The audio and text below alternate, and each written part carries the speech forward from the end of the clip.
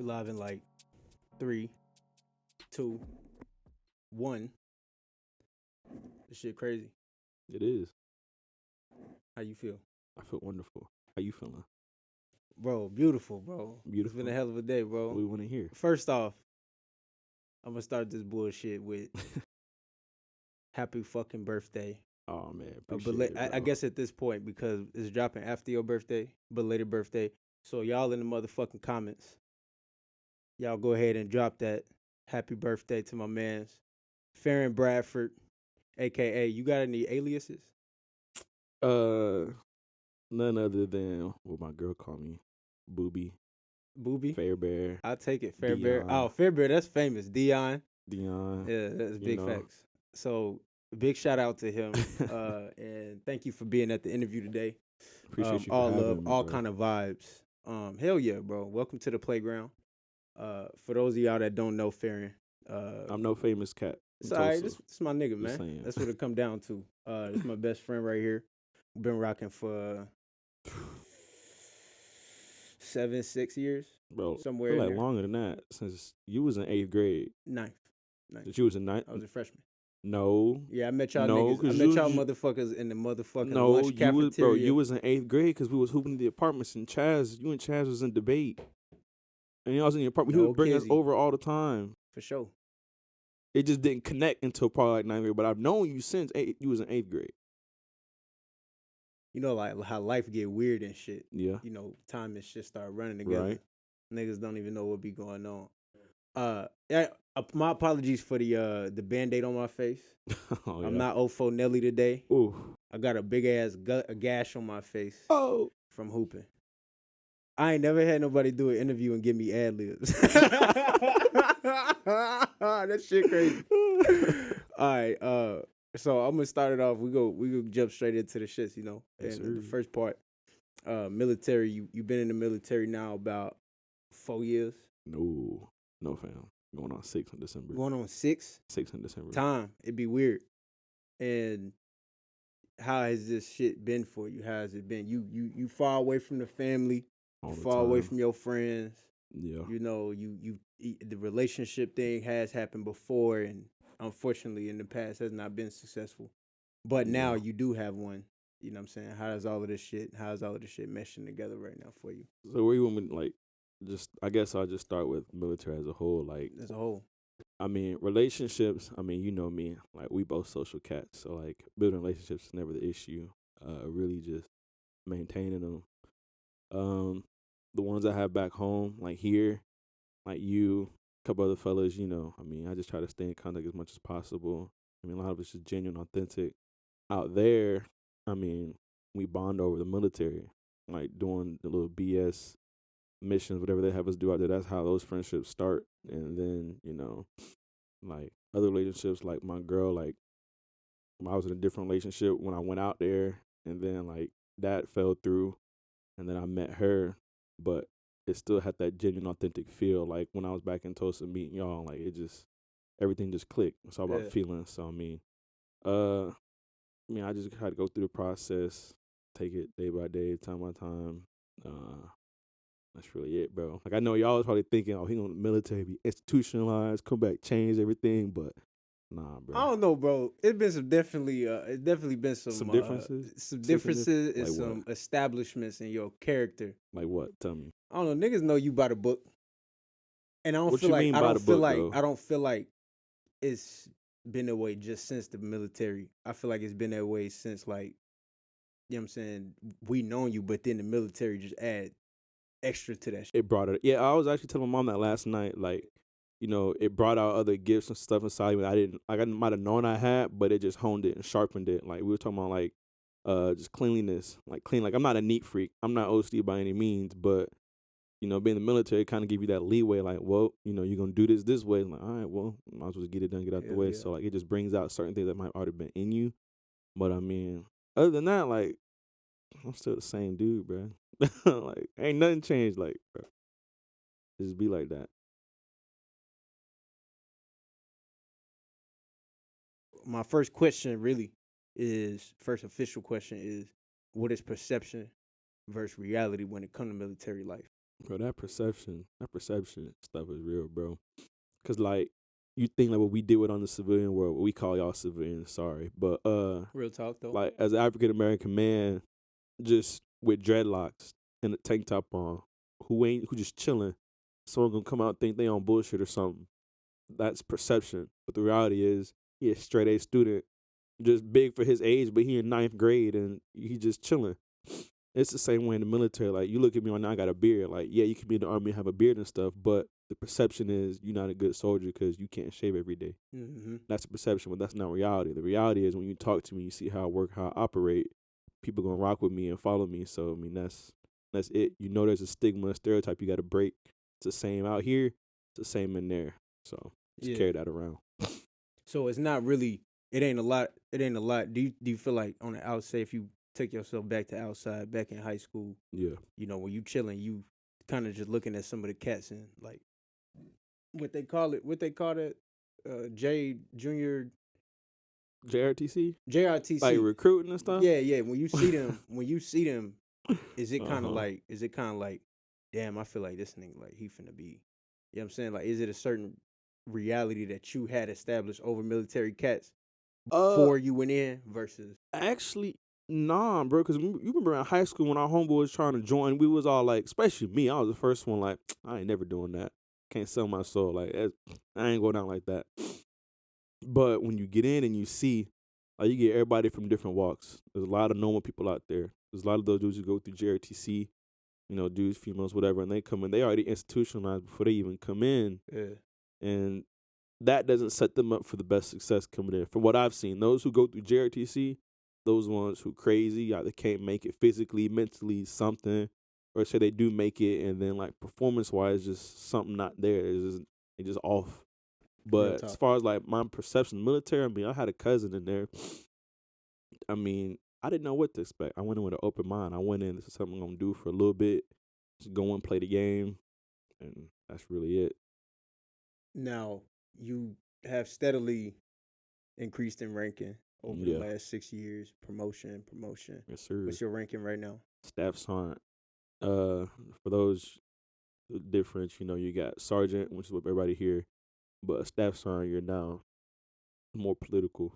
You're in Could charge. say that a little more clear. I didn't even catch what it's called. Say that again. Staff sergeant. Staff sergeant. Staff sergeant, yeah, that's when it gets a bit more political. Like you have your regular sergeant who's in charge of like specialists, privates, and stuff like that, and then the staff sergeant is there facilitating the sergeant's training of them, and then also appealing to the officers. Going to meetings and stuff like that. It get a little bit more political, Mhm. and that's where people make you know careers end and begin. Really, right there, honestly. Where you feel like that's it is resonating for you right now, or do you even know yet? What you mean? If making it like career No, or something, yeah, or like what, bruh? Next question. for sure. I bet. No, for real, not for real. Yeah. No. All right. I So answer it, bro. I mean, it's still too early to tell. I mean, I have moments where I feel like I can succeed. I mean, I know I can succeed in it, but the mental stress, not even stress. I probably say burden. 'Cause I'm trying not to get stressed out, but just the mental burden. And like you said earlier, when you lined up, like being away from family, real relationships, shit. all Yeah. stuff. Everything takes a toll, and it takes people special around you to be able to support you through that and get you through that. Because I'm telling you right now, bro, a lot of people they say they with you for the long run, but they not. They Hmm. fold, bro. Now, in this new position of leadership, Mm-hmm. how does it feel comparatively when you was a private? But it's actually a big adjustment because coming through the ranks, I did everything to keep people off my back. So when it came like checking in, telling people where I'm at, whether it's a lie or the truth, whatever, I did everything I could, checking in. Hey, I'm here. There's no question about what I'm doing, where I'm at, regardless of the truth or not. Right. But now as a staff sergeant, you don't really answer too many questions like that. I don't have to do that. I see myself doing it more and more. And my NCO, he's like, okay, what are you doing? I'm like, your staff sergeant. I don't really care. I expect you to do what you're supposed to do. I'm like, all right. So that, The freedom weird. yeah, the freedom's a lot more weird. And then like you start dealing with officers and that political side of stuff, and you have the leeway to kind of say no, but they don't really perceive it too well at times. You just got to kind of know your crowd and audience. But really, the biggest thing is the freedom you have because no one's really checking up on you. First deployment. Yes. Your first deployment, which would have been you going off actually to basic. training. Yeah. How was that experience as a whole? That's the first time you away from family, your homies. You ain't got no. I heard you ain't even had no phone back then. Not so we had our phone, but the drill sergeants they had our phones held up. The whole time, or is it like We got it like twice the whole cycle, something like that. It's like 30-minute phone call. Cause I it's remember I trash? called you, bro. Yeah, Literally that yeah, first phone hell call, yeah. I'm like, bro, I only got 15 minutes. I had to pay my Sprint bill. Da da da da. And I I'm like, remember that conversation like yeah. yesterday. Matter of fact, And I was surprised you answered. But so basic. I mean, I went in with the mentality like you hear the stories. You hear it's supposed to be hard, challenging. From an athletic background, physically, I really wasn't too worried about it. It was just the mental side. So I went in. I cut off really all communication. So I wanted to feel like I'm out here isolated by myself. Like when you're back against the wall, who you gonna lean on? Me, myself, and I. So that's my mindset going in. Probably say after like a couple weeks, about a month, you learn the game. You know who's cool, like the drill sergeants, like who you can get away with certain stuff, who really pressing everybody. The hardest part was just dealing with the people in there.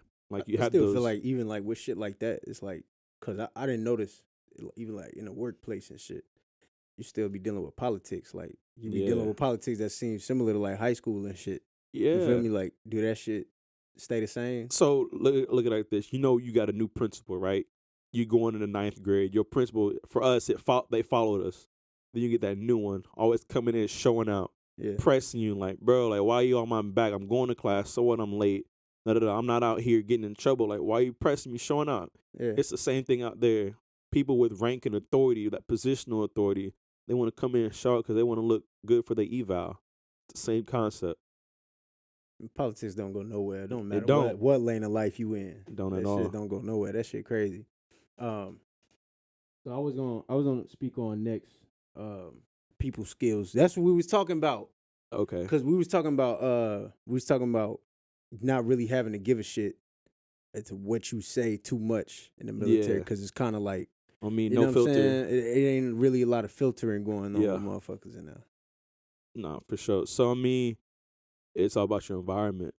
Like you and me, like me as a staff sergeant to like someone else, another staff sergeant, I might have a filter. It just depends on like my relationship with the dude. Like if our rapport is there and you're like, I can joke with you, I might not have no filter. But like if it's you and me, I might be like, hey bro, man, this dude tripping, da da da. Yeah, And then, but if it's someone I'm more comfortable with, I might, be like, hey bro, these niggas out here tripping, like on me, like, get back to real like talk. real talk, yeah, Yeah, like yeah, that. So I mean, it just depends on who you're around and stuff like that. yeah. That's all it is. Cause it's like, do you ever feel like you gotta like, are people skills even necessary in the military? I guess is what I was asking.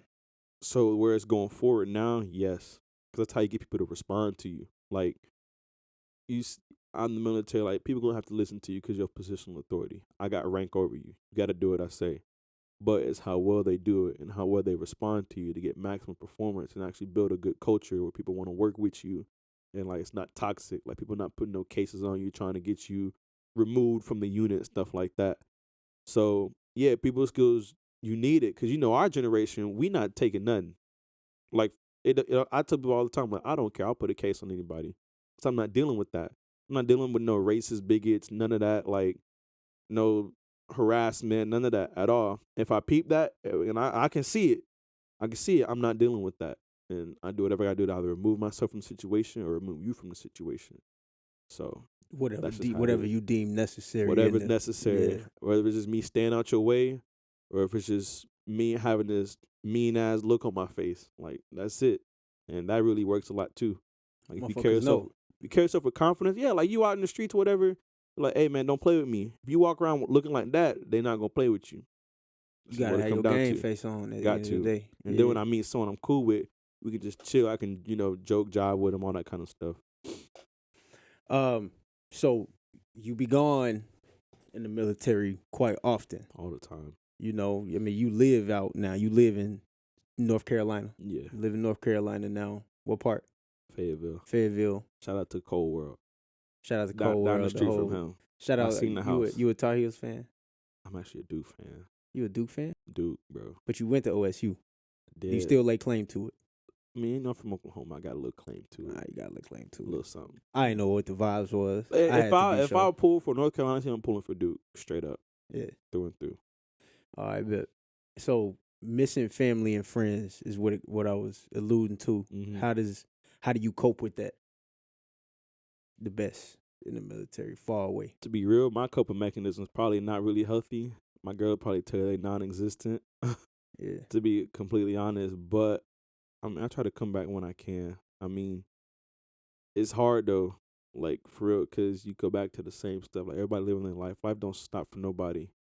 But I mean, at some point, you have to keep going. The relationships I care about, like yours, Drew, all the other dudes, like I just keep in contact with them. That's really the best I can do. When I That feel is like the best you can do. when For I sure. feel like I miss home, I call y'all or I say, hey, I'm coming down for a couple weeks. Nah, And you that's didn't it, give us a warning this time. bro. It was just like, damn, I called you and you had left a hint, But you but I was like, what? but see that's the thing though, because there's so many relationships I'm trying to keep up. I'm forgetting who I'm telling the exact details. I told so and so. I ain't even talking to him in like a month. Oh my bad. All right, and that's that. It really be how it goes. That's really be how it is. Like I've been out here busy, bro. I ain't seen so and so. I'm like, well, I'm here now. What's up? On second deployment. Last one, 2020. Yes, That sir. was your last one? That was in 2020. Yeah, January 2020. Nah, so what was your first official deployment? Not the basic.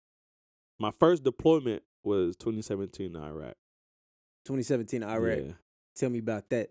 Like this your bro, first time you bro, gone, like you out the nervous, country. bro. Nervous, bro. You don't know what to expect because you hear the stories, but my job not out there in the field like that. I'm kind of behind the scene. Yeah. I'm not really out there. You consider that a struggling. blessing? Yeah, because I picked it. I picked something I knew my mom would be okay with. I wanted to be okay with. I didn't want to be out there doing all the physical wrecking stuff around. Like I wasn't trying to break myself out there. I didn't come in the army to break myself. So my job, yeah, it is a blessing, even though I can't stand it. But I mean, it's a blessing to me. But you nervous though, because you don't know what happened. Anything can happen. You driving somewhere, IED go off. You don't know what to really expect. But what you learn is they're progressive out there. I mean, they got stores, all other kind of stuff. Your safety is really hinging on relationships. The relationships established by people who've been there before. There's bases. We got Taco Bell out there, Charlie's, Pizza Hut. Yeah. So I mean, it's run by some little 5'5", 285 Middle Eastern cat who don't speak no English, but I mean, it be like that. Don't even get me started about the haircut situation, bro. On me. Yeah, like you out there, you looking, and you like, cause you know how niggas be with they goddamn hair. Bro, I'm like, you going and you looking. What tells you if somebody a good barber out there? You don't even know what motherfuckers look like to be a the thing barber. is, you can't even. What tells you if they a good barber is if homeboy got an edge up. If you African American and you deploy and you get an edge up, somebody they good out there. So then you gotta find out, hey, who did it? Like, oh, buddy only work on Tuesdays, and you gotta wait. Like, bro, there'd be a line. Bro. There'd be a line out there for one person, and it'd be all the black dudes, everybody. Like, but other than that, bro, I went months without an edge up, bro. I get a little fade. Like, don't take none off the top. Fade it out. That's it. No edge up. I did my beard work myself. That's tough. it. It is, bro. Motherfucker gotta pray. Bro, it get bad out there sometimes, bro. Would you consider the military a lucrative career? Very much so. Then again, depends on where you're at. Like all these horror stories with Fort Hood, bro. Like that's just the reality of it. Yeah, at Fort Hood. But where I'm at Bragg, like deployments to like nice, beautiful places, like my second one, Lebanon, stuff like that. I mean, people be out there in Saudi Arabia living in hotels. They a whole 6-month deployment, coming back with 50 grand. That's what they telling me. I ain't see the proof, but I can do some numbers and I know how it's set up. But I mean, if you chasing a bag and you want to put a little bit more discipline into it, I mean, there's definitely one out there for you. That should be having a nigga happy. Like you be happy out doing what you do. You happy, depend on the person. Some people are passionate about it. Don't get me wrong. Some people really are passionate about the military. I'm not that dude. Tell you first and foremost, I'm not that guy. But it worked though. It worked. It has the benefits, obviously, what everybody talk about. But I mean, then again, like it's about the sacrifice. If that sacrifice is good enough for you, then if your family fed, taken care of, and everybody cool with it, they still support you. Then by all means, that's you. But happiness, bro. I mean, I can tell you right now, people at Fort Hood not happy. Damn. Tell you that right now, bro. Damn. I was like, man, I know for the longest time I was really tweaking. Like, I'm like, man, I'm about to go off to this military and go and do this because I'm listening to him. I'm listening to some of the other When was homies. this? This was a long time ago. When was this? You encouraged When was it? that I make some choices and maybe I should consider the military. And I personally, Oh, you saved this. We I ain't had was this talk. no, We ain't no, had it's this cool. one. Okay. It just wasn't something that it was like, you know what I'm saying? Because we went into the college conversation, Right. real talk. And that I'm being open now, you know. Well, it had been many a times where it's like, all right, bro, you going to enroll? Yes, actually go up to the school, actually go through the full enrollment process, get time, schedule classes, don't go. You feel me? And then if you don't show up in like the first, I don't know, week or so, something like that, they automatically drop me. So at least you ain't like, got to pay nothing. They just drop you. right. So I was like, man, I went through this whole process and actually, you know what I'm saying, was about to, but it's like you kind of do some soul searching. You be figuring out like, damn, I'm like, I don't know if this is what I want. I don't know if I feel like this. You know what I'm saying? And I know it's a lot of people that could probably relate. But how did you figure out in your life that you was like, I'm doing this. Bro, I'm with this. I remember it clear as day. I was still working at Carl's Jr., bro. And actually, I'm sorry, I take that back. I wasn't at Carl's Jr. I was at OK State. You know, my whole life I've been a student athlete, but, you know, the athlete really come first. So when I got to school, OK State, I wasn't playing sports. So now I got to sit here. Why didn't you? I didn't even know that story. Bro, so, I mean, football, I stopped playing football my junior year. Or no, my senior year, I stopped. Whole bunch of other stuff, lack of maturity, mainly on me. I can admit that now. But some real manhood. Y'all need to learn how to accept responsibility out there, young niggas. You hear me? Lack of maturity on me is why I stopped playing football. I look back now, I understand that. But track, I fell in love with track. Late 10th grade, I fell in love with track. So I did that full time. And then I did summer track, you know, at in East Tulsa. I can't remember, at 3D. Mm-hmm. Matthias Wicks, he a former sheriff, I think, something like that. But did that. Then stuff popped up at the house with moms. So I stopped summer track. And I think they was talking about me, let me walk on at ORU, something like that. I don't remember specifically, but long story short, I stopped doing summer track and I started working full time.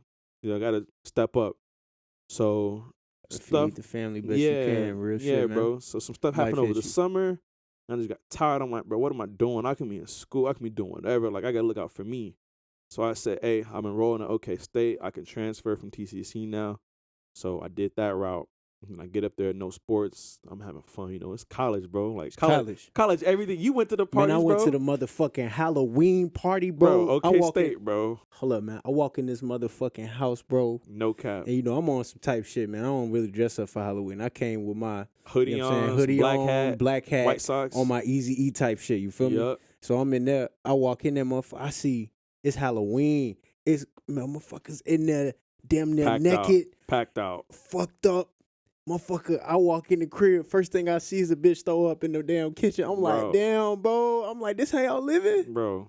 That was like the third house we was at that night. Like, I was like, damn, bro. I had never been to a party like that. Because I ain't go to college, you know. I kind of regret that, but I'm like, it's okay. I don't give a fuck. It's cool now, you know. Yeah, that's okay. But you seen that. So I'm in that environment. You know, I didn't party in high school because I was in sports. I took that serious. I took that grind so serious when I was in it. So I'm out there having too much fun. And then I stopped going to class like you was talking about. And I'm just like, bro, I'm 10 bands in debt after one semester. I'm like, I'm not going outside because it was 20 a year. It's 20 a year at OK State, bro. And I'm like, I can't do that. I can't go out like that. So that's when our homeboy Cepeda, he joined right out of high school. And I was like, I know if homeboy out there doing it, I can do it. I'm not going back to no Carl's Jr., no 905. I'm not going back to Tulsa. Like, I'm just not doing that. So at that moment, I said to mom, like, hey, probably going to do this so I can, you know, be productive. No more than 8 years, tentatively, max 8. You know, get me a car, get that paid off, get the benefits, blah, blah, blah, blah, and go from there. I told myself I wasn't going back to Tulsa doing the same stuff. I couldn't do it. Real talk, though, man. I couldn't do it. Yeah. Because it ain't easy. I feel, because it's like out here, man, it been some times where you feel like you going through life You around some of the wrong motherfuckers, and you like Yeah. you don't feel like you stagnant, and you not. Yeah. I feel like out here the opportunity is going to get a job, and then working and getting promoted, and then after that it's like, what's next? But these jobs be bullshit. These jobs be bullshit, and you're bro. not happy in those either. So it's like I'm not happy no matter what I do, but the system is set up to keep us in this little bubble, in this pocket in You feel life. me? And it's just like, man, what can I do next? But that's another reason why I chose the military, because it's like, I mean, yeah, there's, prejudice there. You got to overcome some type of systematic oppression there. But I mean, at the end of the day, it's still almost free game. Like, you're not going to get fired unless you get a DUI, kill somebody, or, a rape case or something. Those are the only things that get you kicked out the Army. The only Low things, key, really. bro, that's fucked up. Bro, you cannot get fired unless you have one of those three things, bro. You might get moved around, which is code for telling you suck at your job. But end of the day, they're gonna honor that contract, bro. They need your ass enough. You signed it, so you're gonna honor that to the T. Those are the only ways you get kicked out. So that stability go a long way for people. Like people in their 30s with 3 kids, maybe a single dad, single mom. And, this is like, hey, it's paying the bills, and we can go on a vacation once a year, more than we could do 2 years ago. Hell yeah. So, I mean, that's the level of sacrifice, what you willing to do. Like, everything come with a cost, bro. Shit can make or break some people. Break more than it do. Have you had lasting friendships come out of it? Not even like your niggas at home, but your niggas bro, out for there. sure, bro. My first assignment, so like that private to specialist phase, that's like where you and your homeboys going through the mud. And you literally. you literally going through it. That too, yeah, bro. Like all of that. Like embrace the suck, what they call it. And like that's where I met like the homies we was hooping with. I mean, they all gone on to other duty stations and assignments and stuff. But those the ones, bro, the founding friendships, relationships I got. That's the part of the hardest part though. They come and go. Like you get 2 years max. Maybe 3. And that's if y'all all got there together. Like I had a homeboy I was real cool with, the homie Dre. I knew him really about a year because he had came from somewhere else, was at a different unit, and I got moved around just because they how they want to do things. On some you suck at your job shit? Nah, bro. I have to check. So I got promoted. It was a reference joke, my niggas. Yeah, he ain't slick. So when you get promoted, depending on how many of y'all in y'all rank in your position, they might move you around. So the numbers was low, so they had to move me somewhere else to make room for other people coming up. So that's when I met the homie Dre, who had already been there for some time. And then now he in Florida, living it up, eating seafood all the time. But yeah, bro, relationships, bro, like that's where I met my girl right now, man. Like, oh God, big shout out to Nat. Nat is in the room. Not that lead. But she was holding us, and she wasn't trying to be on camera and shit. She over here. Y'all hear her in the background. You know what I'm saying? But all right, so that's part 1. We about to tune in here in just a second. We finna get into part 2 in this personal life. You feel me? Yes, sir.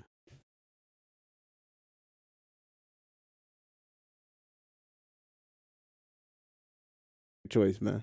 My drink of choice, some type of Malibu rum with like ocean spray or something, whatever, cran, some straight whatever, nigga shit, cran, whatever. But you already know too, bro. I'll be on that Hendrix, bro. That Hendrix, bro. People can't handle that, bro. All right, I ain't gonna lie. So the last I want to say 3 months, 4 months, I ain't even touched the drink. I just been feeling like that shit been poison or something, man. Cause alcohol fuck you up. It make you do shit different. It make you act different. Too, bro.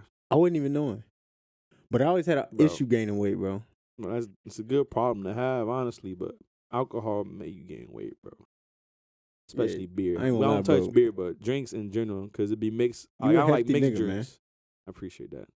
Yeah, man. But mixed drinks, like they have all the syrup and sugar and stuff in it, and the alcohol, I'm pretty sure slows your metabolism down anyway. So you get to drinking. You go to Waffle House.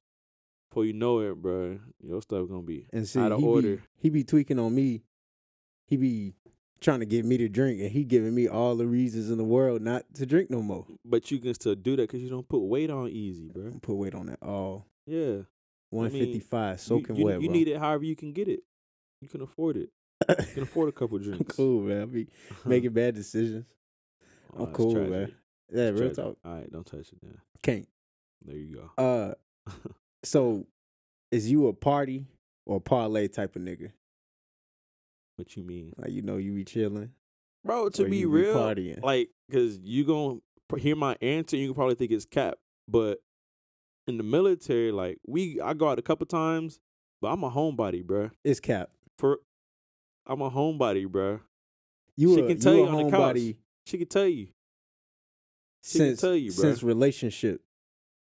You a homebody. Well, yeah, because you also got to look at it, too. Like, I'm a social person, but out there, military friendships, relationships, if you in a situation where, everybody's not there and it's just me and my girl, like, we at home, we chilling. Like, we don't really go out with people we don't really know or comfortable like that. I Like, feel that. it's like no new friends, but something like that. Like, but we be at the house, bro. I be at the house. I be want to be out, bro. I know. We can't get you to sit down. I ain't gonna lie. I can't. I be on the road too much. So how you do this relationship management thing in the military, bro? Relationship management. Well, it helps when they live with you. When y'all live together. For sure. Excuse me. But don't go setting the wrong example though, because you know how motherfuckers in the military be doing shit. Bro, like so that. let me clear the air right now, please, bro. We was friends over a year. Friends, strictly friends. Didn't do nothing. I was gonna say some vulgar shit, but I didn't. Nothing. Weren't even looking at each other like that, bro. Like everybody around us was telling us, "Hey, bro, that's your girlfriend." I'm like, "Well, no, it's not, bro." Hey, you can vouch for that, bro. All our friends was trying to pressure us into it, but it didn't happen until we didn't start talking until like after I got back from the first deployment. Like we were still friends, but it kind of picked up because like the friends like we both shared, like they were on some other stuff together, and they were really out there in the streets wild. But I wasn't on that no more, and she was kind of like chilling too. So we were just kind of like just chilling as friends, bro. And then one thing led to another, and we just started talking and da da da. Before you know it, it's Thanksgiving, and we over here at her people's house in Florida, and they're like, "Who is he?" I'm so proud of you. I'm so proud of you, man. All right, so the time on leave be very valuable.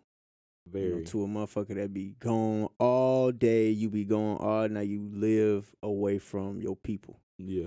So if you on leave, do you prefer that time back home with your family, or you want to go travel and you want to go see the world some more? Bro, that's actually interesting because that's what it's about to be coming up. Like at some point, you feel like you've given so much coming back home all the time.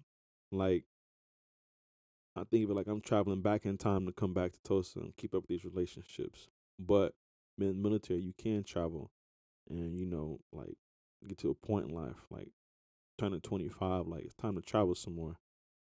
Tulsa not going to be here, Tulsa going to be here. The relationships are so organic and genuine, we can just pick up like we never missed a step. Real so talk. At some point, it's going to have to be like, all right, you got to stop putting everything on hold and go travel and do some more. So that's what you're about to see a little bit more of. But well, we ready for it. It ain't no shit like I'm like, man, don't go travel. Hell yeah, I want to see you tour the world. I'm trying to go with y'all. Hell yeah. What's Real up? Talk. We all trying to go do all that. And I think one thing for me would just like figuring out some of them important keys and protecting my privacy and protecting what I find to be valuable. And then once I do that and I find the right people that's willing to contribute to the movement, and then that's the people that you're going to go travel with. That's going to be the people that you go take life with. That's going to be the people that... So, I'm prepared and I'm ready for that. And I'm glad that you prepared and ready for that. You turning 25 years old. You're a grown-ass man now. You know what I'm saying? You doing what the hell you doing. For real. Trying, bro. Niggas proud. You got a dog now, too, man. You got a dog now. Bro, that's a wild story, too. So let me ask you about military habits. Do you feel like you've developed good and bad habits from the military, or just good? Are you asking, just am I bad? Institutionalized or not? Is that the basis of your question? Necessarily. Is that it? But no, because the military teaches you habits. It teaches you how to make your bed in the morning, just like prison. Nah, she taught me that.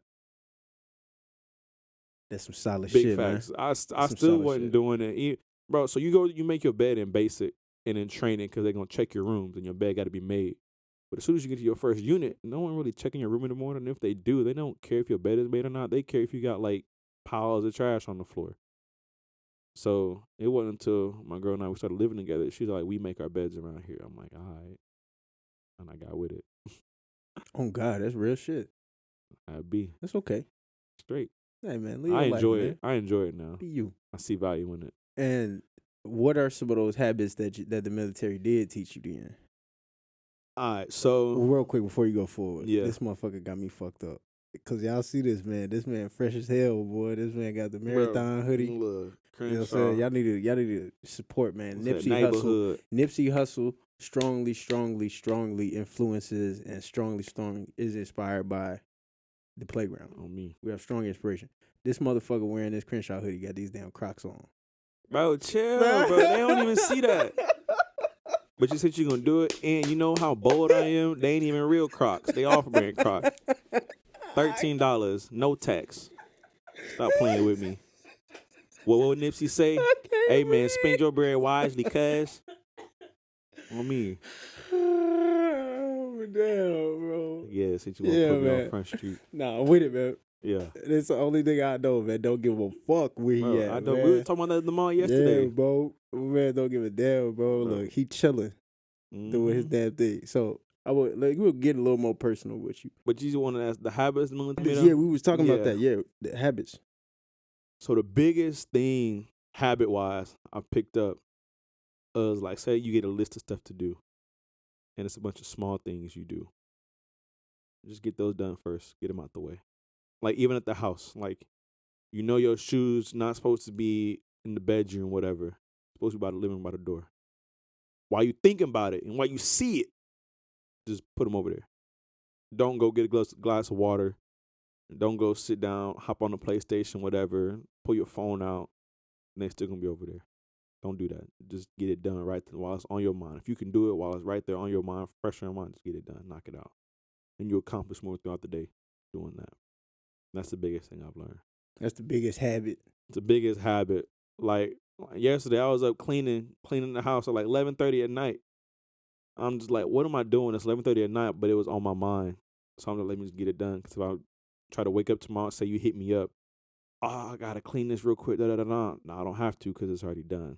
So if you can do it right then and there, just knock it out. A couple lessons for me to learn right there too. I'm not gonna lie. I don't operate that way at all. Not in the slightest. But you get it done though. Eventually. But it might be more of an inconvenience to get it done when you do it. It do be. Yeah. Before you came and did this interview, my shawty hit me and she was like, okay, I'm on the way home. I'm like, all right. So then, like, you coming over to do this interview. Right. We planned out a week ago. Her friend Diane coming to come hang out on top of that. Then on top of that, I had to go to urgent care because she was tweaking on me. Because y'all know. Had all day to go to urgent care. Bro, hold up, bro. Y'all know niggas. When something happen, the first thing we finna do is figure out how can I do this myself. That's fair. Without paying. That's fair. For anything. That's fair. I'll give you that. So I did what I could. And I did not want to go to urgent care. I didn't want to do it. I wanted to fix it myself. I did. And all of that got in the way before this interview. I just don't do shit on time. I didn't learn that. It's a fucked up habit, but I'll be like, I'm living my life and shit. Judge me if you like. Progress, not perfection. You better talk to me, man. Come on, man. All right, so let's get a little more personal. Here we go. Let's talk about life, and I relate to this. A big part of this show, again, y'all gonna be hearing me talk about this. At some point, we finna start doing donations. We're gonna actually start doing special episodes dedicated to the single family, the single parent community. You grew up like myself without a father in your life. Yeah. Well, be careful. I knew my dad. I did have a relationship, but he just wasn't around. He wasn't living in the house. Is it like, man, fuck that nigga, or is it like, all right, man, I don't give a fuck no more? Keep it a buck with you. Now, lately, yeah, it's been like, I ain't gonna waste my time. But as a kid, I mean, it's different if you ain't never seen the man before. You don't know what that's like. But it's, for me, like, my dad being incarcerated, I did go visit him. My mom took me up there. I had a relationship. I was there, when he and her got married while he was there. So, I mean, that definitely played a role, it impacted me in a way. And then now it's just like seeing him regress. And it's like, bro, you 58 years old, still out here trying to be in the streets like it's 1984 when it's not. You can't operate that way no more, but why are you still hanging on to it? So, I mean, ever since then, like, Like I tell you, bro, like I tell my girl all the time, like all my brothers, my nephews, my everybody, even people I thought wouldn't even see him when he got out. 2018? They all saw him, but I didn't because I was in North Carolina. And then not even a year and a half later, he back in a different state, locked up. That shit right there, That that hit hurt. you.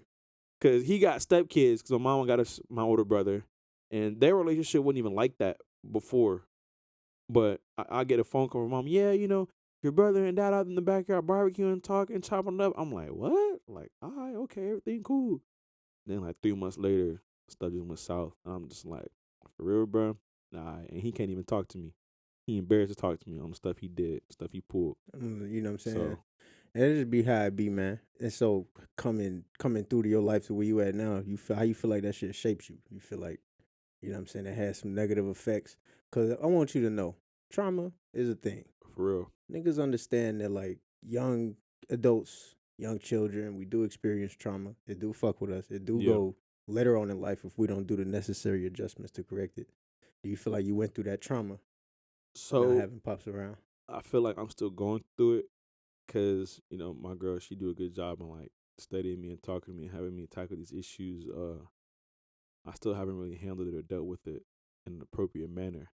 As far as to like shaping me out to be a man, um, fortunately, I feel like my mom, she helped me as much as she could, and I With being a man, with yeah, as much as right, she could, and her right. and right as much as she could, I relate. and I got you. I'm out here like I'm not one of these ain't shit dudes out here, but I do need a father to help me learn certain things. But I also had an older brother.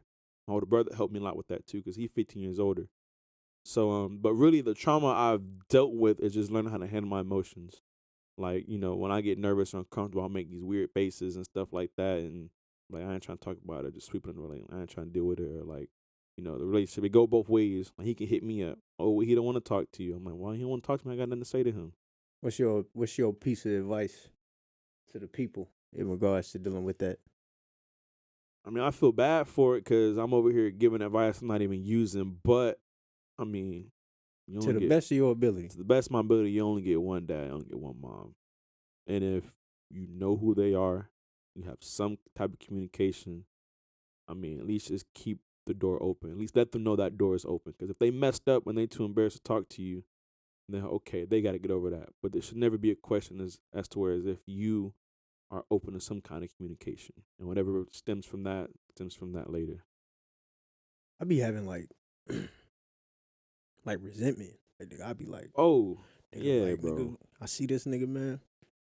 Nigga, I be feeling like that. You be seeing him out there sometimes? Nah, hell no. I don't Oh, see that okay. nigga live in You Chicago. saying when you would, that if nigga, you would like, see him. I still be feeling like that. And a lot of people be like, man, nah, you got to let go of that animosity. But I'm like, I don't know. Like, I feel like it's crazy as hell that you had me, and this nigga got like 3-4 of the kids. That he From being what a I dad heard, too. from what I heard, right, he was a decent father to at least one of them, two of them. So I'm like, damn, like, what's up? Like, you know what I'm saying? Like, what happened? Nah. What happened here, my nigga? Just like, you know what I'm saying? So It it'd could be be like one of those that. situations he gonna blame your mom. He's like, I can't mess with that baby mama. I'm sorry, I couldn't deal with her. It could be one of those. I hope it's not. But if That he's should still be out sad. here That should be whack as parenting, hell to me. yeah, he out here parenting these other kids, and it's just like, so you care to be a good dad. It's just you not trying to, something not adding up. But your son is a good young man who needs a good man's guidance. We all need it, especially as black men. We need that.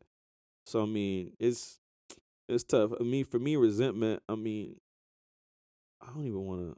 I can't even really put into words like if it's really resentment or I don't know. Like I said, I haven't really dealt with it. I hadn't taken the time to really figure out how I really, really feel. I just know like if I talk to him, I talk to him. But that's really it. Like, I'm cool on you. Like Actually, I'll talk to you. Yeah, I'll talk to you. Like I'm not gonna sit there and block your phone calls or nothing. But then again, there were times when I tried calling you after stuff went south and you didn't want to answer my calls. Like, I bet. like, what you gonna do? Like, first thing you do, your dad say, like, I feel like me, I'll be wilding. Oh, your dad come up to you, he try to give you a hug first thing. Bro, mentally I'm petty. What? He probably wouldn't want to give me a hug. I'd be like, no hug, nothing, no doubt. What's up? I'm like, Oh, my bad, D. All right, come here. I'm sorry. And I was like, you tripping for nothing. But then I could have reached out to you, but it's whatever, bro. See, that's the wrong mentality about it. But Man, all right, man. It's all right. I Allow yourself to be yourself. yeah, bro. Do like, that. It's tough, bro. Yeah. I do want to see him. I'm the only one who still ain't seen him while he out of prison. When he was out, the Damn. only one. Only one, bro. Did you? You did? You was the only one. I'm the only one who did not. Didn't. Damn. Did not. And I can't count on how many times I done went up there with my mom to go see him on Saturdays. You know, that 2 hour, 4 hour, hour and a half, 30 minutes, wherever he was at, going to California to see him. Me and my mom. Just us two. That shit tough, bro. Bro. I'd be like, cause my older brother locked up, so it'd be like, you know what I'm saying? I'd be thinking about, bro, if y'all got niggas locked up, man, and you call yourself a real friend, a real brother, a real, you know what I'm saying, whatever, take care of your niggas in jail, man. Do your best to, like, go see your niggas, go send money to your niggas. Do what you gotta do, man. Them niggas in there lonely as hell, bro. It don't matter what they, you know what I'm saying, what they went in for, you still love them niggas. You better show them niggas in jail locked up, man. Bro, and you know what the crazy part is? It's a cool story, like, it just tells you, like, the lengths I went for that man. Because, like, bro, like, my dad a hustler. That's how he ended up in there. By nature type So it's just like, bro, I'm over here 13, 14, and he having his little runner come to the house, bring some oils, bro. Some little smell good colognes for me to bring in there to him. Bro, I'm going to put your alarm, bro. One nigga had contraband in this bitch, bro. nigga. Bro, in there, you know, you feel me, fellas? I mean, Yeah, some of y'all crazy. probably know, you know, you got to take it. You minor, so you're not going to search you like that, you know? So you got to take it, you know, lift, just, you know, put it under there, hide it, you know, walk a certain way. And then, you know, how we did it. Man, I'm probably telling too much, but oh well. Yeah, but, live your life, man. Bro, we had a chip bag, Doritos, Lay's. He was a potato chip dude. Had a Lay's bag. And, you know, he just sit, you know, you sit at the table, kind of laid back, eating. Or you might like put your hands under the table, but you still eating chips. Yeah. Then he passed me the chip bag, and I finished off the chips. But then I hand it back to him with some underneath the table the whole way, bro. And then whatever he did, I ain't see how he did it. You know, he got to do all other kind of stuff. You know, to go get it through security and all that stuff. Yeah. But I went through all that for him. Yeah, man. Mama knew too. And then he was young too. It's only so much you could do. So it ain't bro, like, yeah, because he over here knowing like games. he can't get in trouble. He not gonna go to juvie over no oils. But I did get a point where I cut him off. I'm like, hey, I'm done. Like I'm 15 now. If they wanted to stay to Oklahoma, yeah, they could. If they really wanted to, like I'm not about to do that no more. They could try something. Yeah, you know what they get away with. Who knows? But and you being melanated, man. They try something on you. Be like that. Let's talk about the future a little before we get out of here, man. Just the goal, focus. Where you at mentally right now? What you doing right now? How you feel about the future? What are you chasing right now? Mentally, the future I'm chasing this degree, bro. You studying? To be honest, I need to register for my classes in May. What was you studying when you was? Sports management. What's sports management? Still got a passion for it. Wow. But nah, bro. Like, in all honesty, bro. Like, people ask, like, you know, why school still like that? Like, you could do whatever else, but the reality is, in order to make the change we want to see, that piece of paper might be your only ticket in. And it's not that you can't do it; it's just you don't want to do it.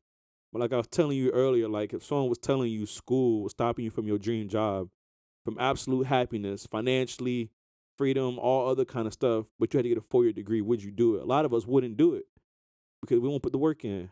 We don't put the sacrifice in because they say, oh, we don't want to work hard in school. It's not for us. Some of us is not for us, for sure. Some people out here getting 14s on ACTs. Now listen, man, like you get a 14 on your second, third try, something. It might not be for you. Something might not be for you, but you might be broken. Yeah, but bro, well, I'm sorry. I'm not trying to shame nobody, but those ones who I know it's not for. Hey, man. But no, man. You know a nigga that scored a 14 on the goddamn ACT? Bro, you know exactly what I'm talking about. That, hey, anyway, but but how many geniuses we know we went to school with, smartest dudes, barely graduate because they just don't want to put the work in. Fact. They say it's not for them. They just don't want to work hard at it. But that's a side note. But like I said, for us, the opportunity for black people in America to bring about change, at some point you have to play their game. You have to play it better than they can play it. And right now, people are trying to push us in there, but we don't have the qualifications for it. So what happens when you get the qualifications and they're still pushing us in there? Then you got to bring about change from the inside out. I feel like that's some Malcolm X shit right there. Yeah, man, you on your goddamn, you know. But yeah, that's me. And then I still have a passion for sports too, bro. It's just the management side of things. That's all it is. I be seeing you playing Madden. I be like, nigga, you beating the I'm trash. goddamn GM. Yeah. Building teams and shit, drafting bro. niggas. I'm like, nigga, you ain't even playing Madden. Evaluation of talent. Nigga, this shit. That's what we call that. Nigga, if I'm playing Madden, I'm trying to moss some niggas. You over here making executive decisions on the game and shit. Yeah, like, nigga, bro. What? Because you got to think. But I feel you. That's your passion. Yeah, because you get. All right, so all our sports heads, watch the podcast, I Am Athlete, with Brandon Marshall, Ocho Cinco, Fred Taylor, all them. Bro, they be spitting out real life, like, what they deal with in the NFL. Like, bro, like, the NFL player organization, like, how contracts are one-way contracts, really. Because they can ask to get traded, but they can say no. But if they want to cut you, they can cut you for whatever. But you sign a contract, right? So you're supposed to shut up and play, but y'all can fire me at any point. Stuff like that. But just see how the NFL is rigged, and it's like you compare it to basketball, how like the financial freedom and guarantee isn't there, and it's just like, wow, when their bodies on the line all the time. So it's like I got to get in there and make a change. And then like us, like minorities, all we know is play, hoop, throw the ball, baseball, whatever. We don't know the other side. We don't think about the other side until, we in that situation. If we make it there and we got contract issues and we relying on our agent or somebody else, but because they're not going to look out for you. They're not looking out, and I'm trying to be the one looking out. So, trying to get our foot in the door there.